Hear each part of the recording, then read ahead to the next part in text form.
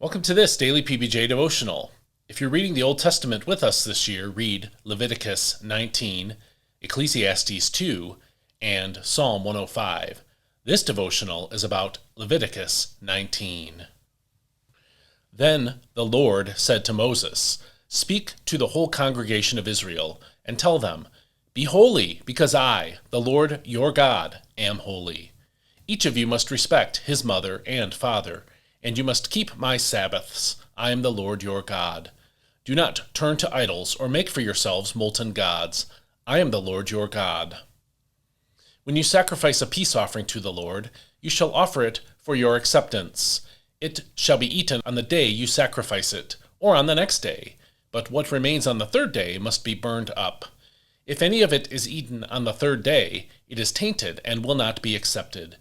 Whoever eats it will bear his iniquity, for he has profaned what is holy to the Lord. That person must be cut off from his people.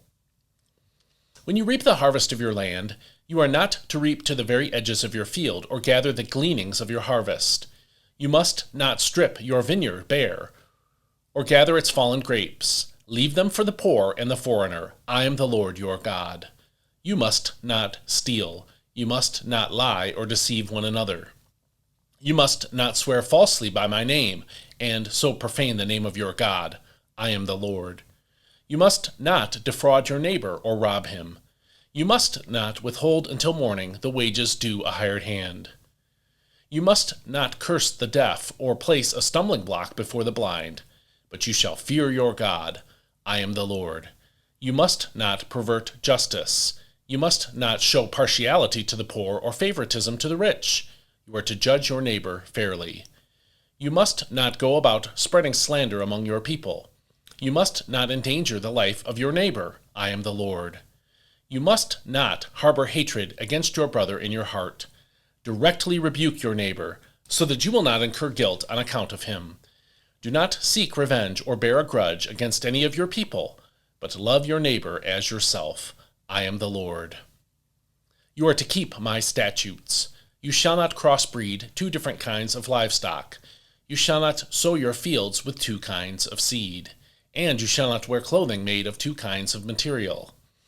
If a man lies carnally with a slave girl promised to another man, but who has not been redeemed or given her freedom, there must be due punishment.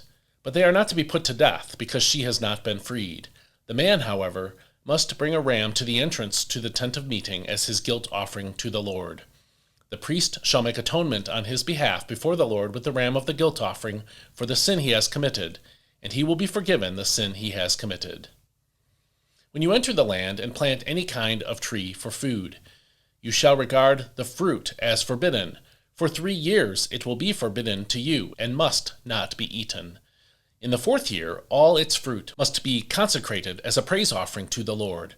But in the 5th year you may eat its fruit. Thus your harvest will be increased. I am the Lord your God. You must not eat anything with blood still in it. You must not practice divination or sorcery. You must not cut off the hair at the sides of your head or clip off the edges of your beard. You must not make any cuts in your bodies for the dead or put tattoo marks on yourselves. I am the Lord. You must not defile your daughter by making her a prostitute, or the land will be prostituted and filled with depravity. You must keep my Sabbaths and have reverence for my sanctuary. I am the Lord. You must not turn to mediums or spiritists. Do not seek them out, or you will be defiled by them. I am the Lord your God. You are to rise in the presence of the elderly, honor the aged, and fear your God. I am the Lord. When a foreigner resides with you in your land, you must not oppress him. You must treat the foreigner living among you as native-born and love him as yourself, for you were foreigners in the land of Egypt. I am the Lord your God. You must not use dishonest measures of length, weight, or volume. You shall maintain honest scales and weights, an honest ephah, and an honest hin. I am the Lord your God, who brought you out of the land of Egypt. You must keep all my statutes and all my ordinances and follow them. I am the Lord. This is God's word. Twice in today's reading, God's people were commanded to love others, quote, as you love yourself. We're familiar with Christ's teaching that love your neighbor as yourself is the second greatest commandment in God's law.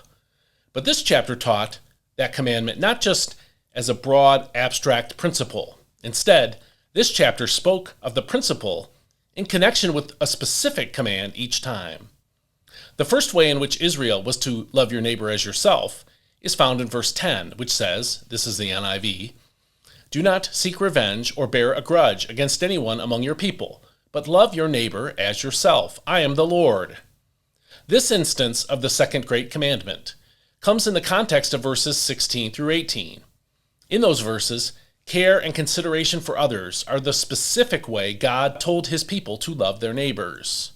He commanded them not to slander, that's verse 16a, endanger the lives of others in 16b, hate others, as we saw in verse 17a, refuse to address their sins in verse 17b, seek revenge, according to verse 18a, or carry a grudge, according to verse 18b.